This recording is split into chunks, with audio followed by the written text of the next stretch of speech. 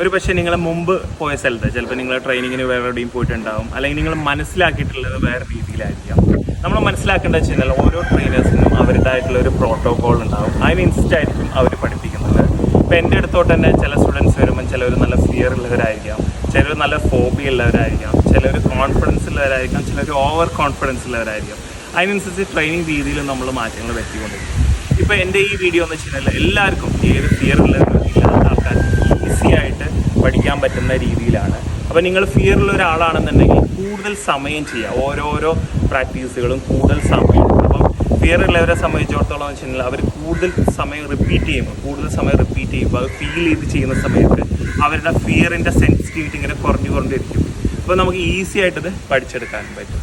Okay, അപ്പോൾ എൻ്റെ video നിങ്ങൾക്ക് ഇഷ്ടപ്പെട്ടു കഴിഞ്ഞാൽ തീർച്ചയായിട്ടും ലൈക്ക് ചെയ്യുക. അതേപോലെ തന്നെ നിങ്ങളുടെ വിലയേറിയ കമൻസുകളൊക്കെ എന്നെ എഴുതി അറിയിക്കുക.